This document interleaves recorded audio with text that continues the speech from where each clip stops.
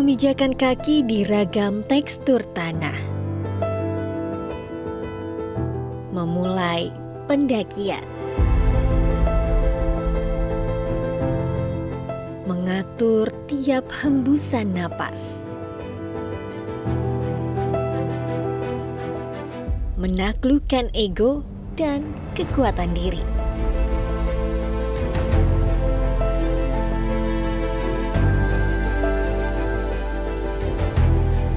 Menikmati keindahan karya Sang Pencipta.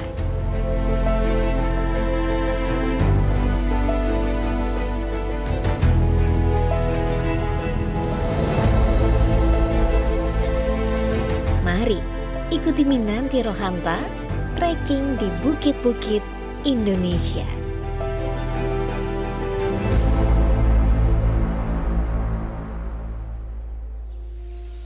Sembalun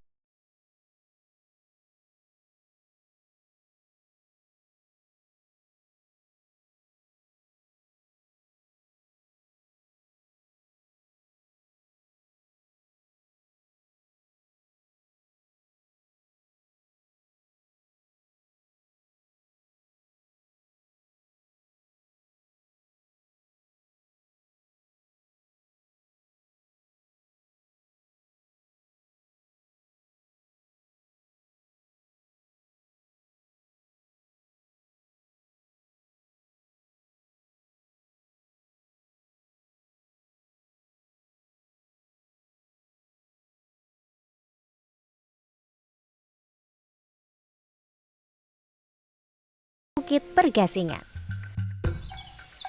Pendakian di Bukit Pergasingan ini bisa dibilang memiliki 3 tahapan. Tahapan pertama, menanjak. Tahapan kedua, landai. Dan tahapan ketiga, kembali menanjak. Tahap pertama, tingkat kemiringan medan tanjak sekitar 40 derajat dengan sekeliling pohon.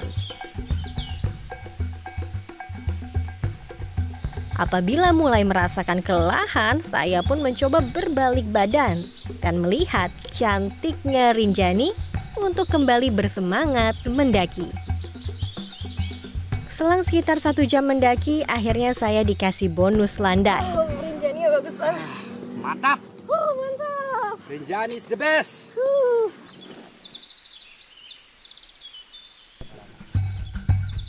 Usai beristirahat sejenak, saya dan Mas Ojo kembali mendaki. Nah, memasuki tahap ketiga ini, saya akan mendaki di tengah sabana atau lahan yang terbuka. Sengat matahari membuat langkah kaki mulai berat. Mendaki medan dengan kemiringan sekitar 40 hingga 60 derajat. Namun, penyemangat tetap setia berada di belakang saya. Menoleh ke belakang, tak hanya Rinjani yang menyemangati, namun lingkaran bukit-bukit lainnya serta hamparan kotak warna-warni kebun stroberi dan sayur di Sembalun. Bersyukur cuaca cerah tak ada awan. Melihat pemandangan alam yang memesona, mendorong pendakian yang sudah mencapai 90% ini sedikit lagi menuju lokasi camping. Setelah melalui pendakian selama 3 jam, akhirnya kami sampai di lokasi camping dengan hamparan rumput terbuka. Kami memilih lokasi ini karena juga menjadi lokasi take off para layang. Ya, dari Bukit Pergasingan ini, pengunjung dapat melakukan hike and fly atau mendaki gunung dan turun dengan cara para layang. Sore berganti malam. Kami pun akan segera beristirahat, mempersiapkan diri untuk esok hari.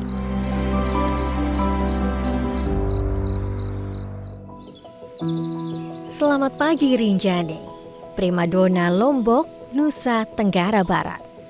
Cuaca cerah, angin pun sedang menunjukkan indikator terbaik untuk melakukan wisata minat khusus para layang. Sekitar pukul 7 pagi kami mulai bersiap memakai perlengkapan terbang seperti harness dan helm. Kali ini master tandem para layangku ialah Mas Tiger Trawan. Mas Tiger ini adalah warga lokal desa Sembalun yang sudah berkali-kali melakukan para layang dari Bukit Pergasingan. bahkan dari Gunung Rinjani. Titik take off para layang dari bukit ini terbilang landai. Saya pun merasa hanya berlari beberapa langkah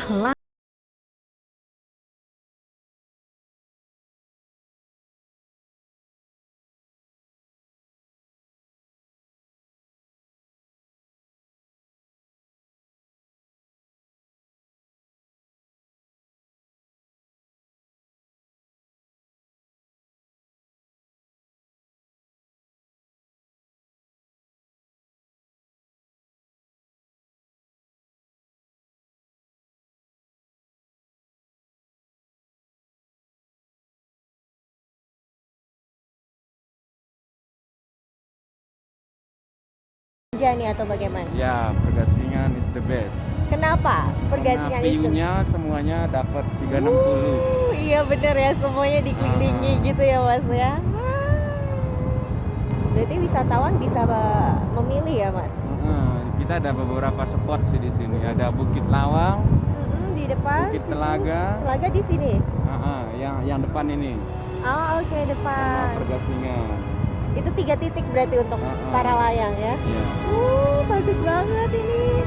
selama 10 menit melayang di udara lingkaran Rinjani, membuat saya kagum akan Sembalun, Lombok Timur, Nusa Tenggara Barat. Landing aman dilakukan di lapangan dengan latar belakang Gunung Rinjani. Dengan kemegahan Gunung Rinjani beserta bukit-bukit yang mengitari Sembalun, membuat saya tersadar akan agungnya Sang Maha Kuasa beserta ciptaannya. Usai berlatih, saya langsung menuju ke Bukit Manunggo'o untuk tandem para layang. Ketika sudah di bagian atas, kemiringan bukit begitu terlihat. Kami harus menanjak, berpegangan ilalang agar tak terjatuh. Sengatan matahari membuat saya merasa lelah.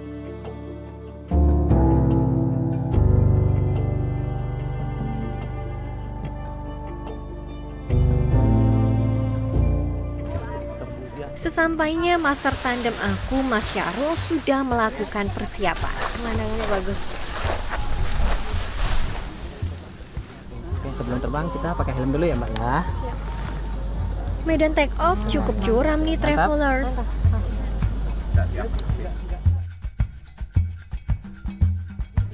Yuk jalan dulu.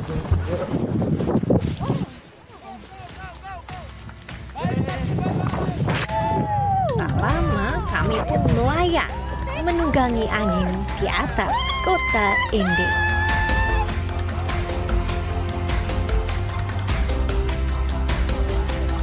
Kali ini aku terbang di Ende dengan pemandangan yang berbeda. Biasanya kan bukit-bukit atau langsung laut, tapi ini langsung banyak rumah-rumah, atap rumah. Ada stadion, wow menarik sekali. Kondisi angin gimana Mas Syarul? Anginnya begitu perfect, bagus sekali Perfect ya? buat terbang hari ini. Oke. Enak. Good ya pokoknya semuanya. Yoi. Nanti kita akan terbang berapa lama kira-kira? Oh, kita terbang di 5 sampai 10 menit aja ya. Oke, siap. Ini ketinggian berapa kira-kira Mas? Ketinggian MDPL-nya 200 dari permukaan Oke, laut. 200. Hai, itu dia tuh ada teman-teman. Yuhu, pengalaman baru yang saya rasakan. Mendarat tepat di pinggir jalan raya travelers. Lapangan landingnya pun terbilang kecil. Namun karena sama Mas Syahrul yang sudah handal dan berkali-kali ikut kejuaraan PON, jadi saya merasa aman. Terbang melayang di langit Ende, Nusa Tenggara Timur.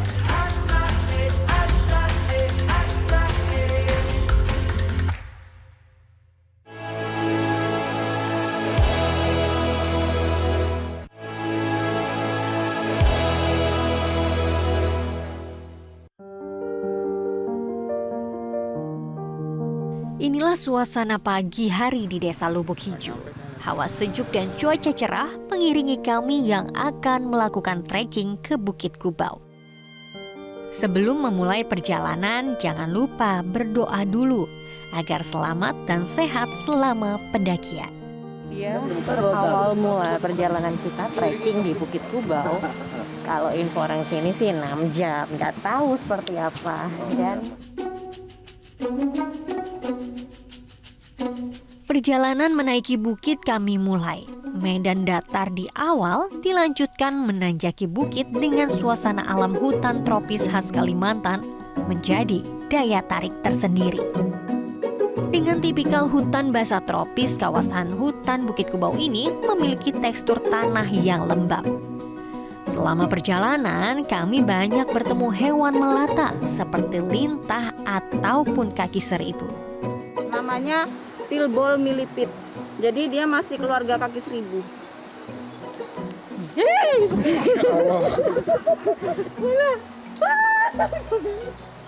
Disentuh malah kebuka ya deh. Ya.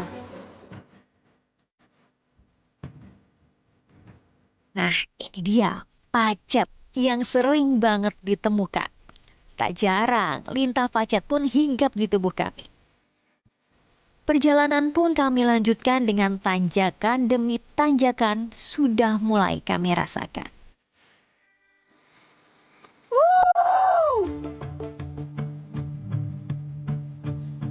2-3 jam perjalanan, kami hanya merasakan jalan kaki yang semakin menanjak.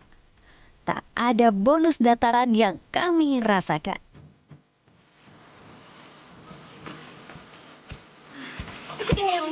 Langsung kanan, pegangan kayu besar. Pegangan kayu besar. Langsung. 1, 2, 3. Akhirnya belum. Aduh, hai benar. Coba lihat dong kameramen aku. Semakin menanjak, kami merasakan medan yang licin karena tanah lembab dan terutama setelah hujan. Aduh, hai. Ini dia tanjakannya. Gimana Mbak Ipung yang udah pengalaman? Tanjakan, aduh, hai.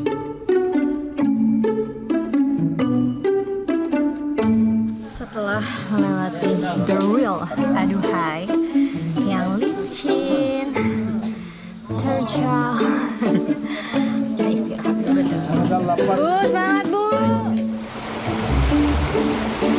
Wah, perjalanan kali ini bisa dibilang bukit rasa gunung. Tanjakannya luar biasa ternyata. Kalau kamu mau merasakan trekking di bukit, wajib bersama tour guide ataupun warga lokal. Akhirnya Mbak Ipung. Ya, akhirnya ya kita sudah sampai di Pondok Singgah. Jadi 6 jam dengan tidak ada bonus. Waktu itu dibilang tuh, bonus turunan, taunya licin. Aja.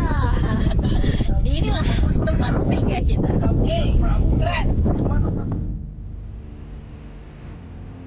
Alhamdulillah puji Tuhan sampai juga di shelter dengan selamat dan sehat. Ya, inilah tempat kami beristirahat dan bermalam nantinya di ketinggian sekitar 700 meter di atas permukaan laut. Wah, ternyata dari titik ini terlihat jauh juga ya perjalanan yang sudah kami lalui.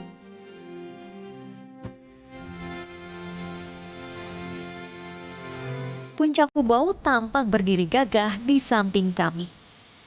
Apabila ingin naik ke Puncak Kubau, persiapan matang termasuk safety dan peralatan pun harus lengkap, mengingat elevasi Puncak Kubau yang sangat ekstrim. Dari titik ini, hamparan hijaunya Kabupaten Lamandau sungguh cantik adanya. Namun sayangnya, di beberapa titik memang terlihat warna yang berbeda karena alih fungsi hutan menjadi perkebunan. Meminta izin tidak merusak, menikmati keindahan alam menjadi momen yang tak terlupakan di tanah suku Dayak yang hijau.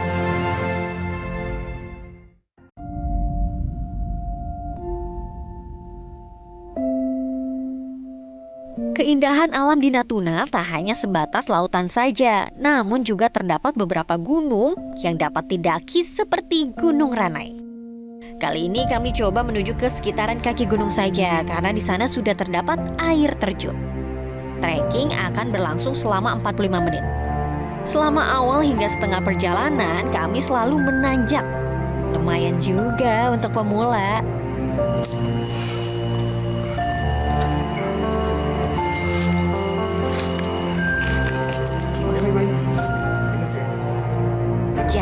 trekking ini harus dijalanin dengan santai supaya tak terlalu terasa berat.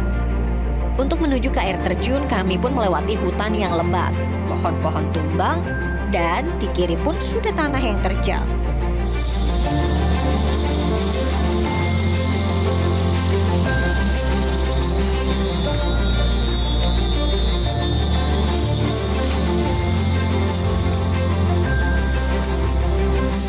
Namun jalur tersebut seperti bonus alias landai. Tak terasa kami pun sampai di air terjun.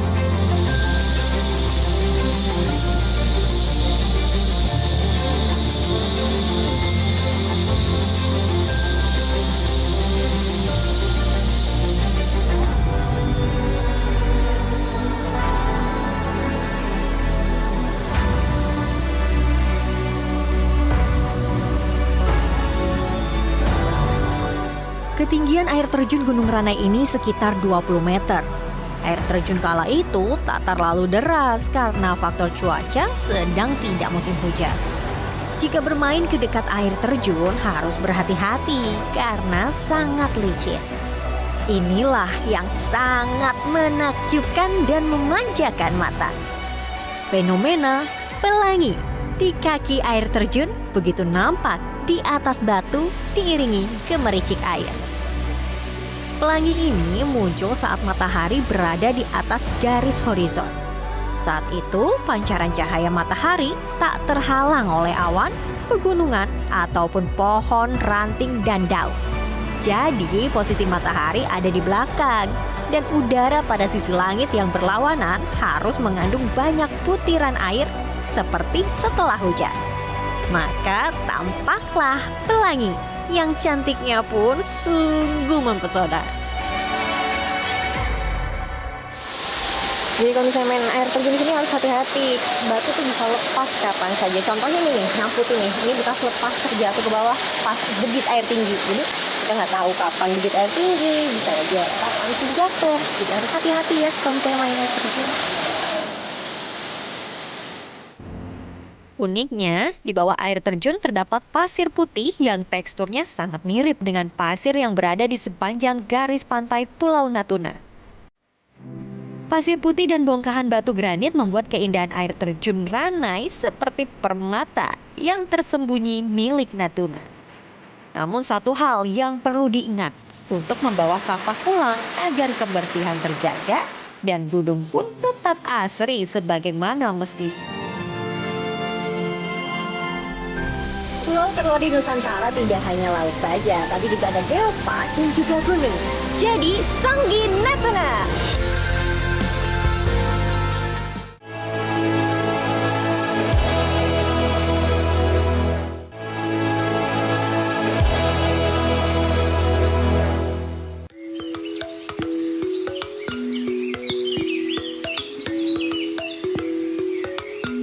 Nah, selain menikmati suasana camping, di sekitar sini kita juga bisa trekking untuk melihat pemandangan sekitar sekaligus melatih stamina. Salah satu operator berpengalaman pemandu trekking di sini yang juga akan mendampingi kami adalah Jakarta Trekking Sentul. Oke, hari ini kita mau jalurnya Gua Garunggang ya. Hari ini dari parkiran Cilaya itu parkiran Haji Edi. Kita dapat nanti ada sawah, hutan pinus, ada Gua Garunggang. Bisa ada air terjun Lewi Asih, kemudian ada namanya Sungai Sangkuriang. Kira-kira nih kita butuh berapa lama waktunya? Untuk standarnya sih 3 jam, itu standar kita ya. Beda lagi sama memang yang jarang trekking pastinya beda lagi. Bisa lebih panjang waktunya. Dalam membuat olahraga nah. Iya. Rute trekking kami diawali dari titik awal tempat berkumpul, lalu melewati jembatan dan kebun di Desa Karangtengah, Kecamatan Babakan Madang, Bogor.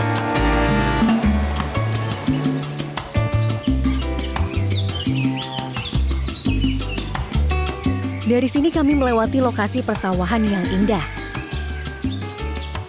Dengan hamparan hijau padi yang berundak membentuk teras sering.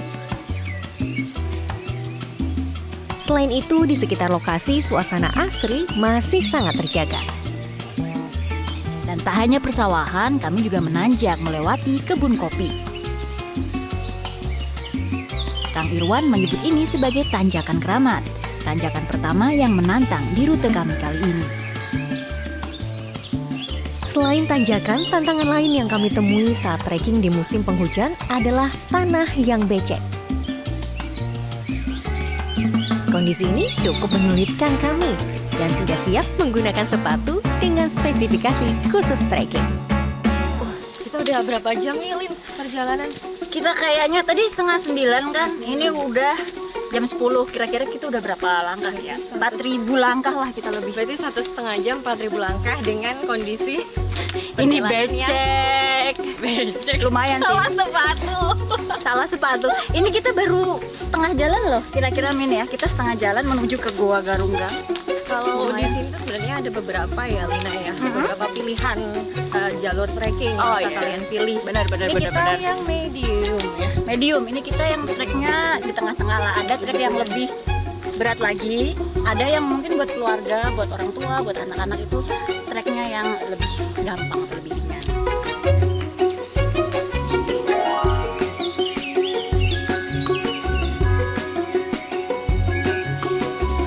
Sekitar 1,5 jam berjalan, sampailah kami di lokasi pertama, yaitu Goa Garungga. Belum banyak orang yang tahu ada Taman Jurassic Park Mini di Sentul. Lokasi ini sangat mencolok karena dikelilingi oleh hijaunya hutan. Dan siapa yang menyangka di dalam hutan di kaki Gunung Pancar terdapat taman batuan kars mempesona, yaitu Goa Garungga.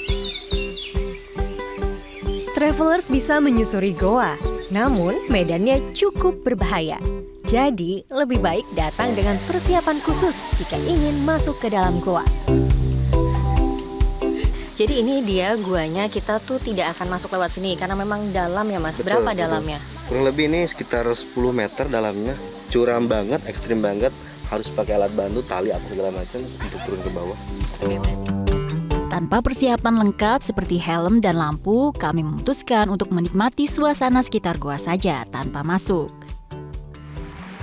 Di musim hujan ini ada sungai-sungai kecil yang mengalir di sela-sela batu kars. Sungguh unik dan suara gemericik air ini menambah asrinya suasana. Metro TV. Jelajahi cara baru mendapatkan informasi. Download Metro TV Extend sekarang.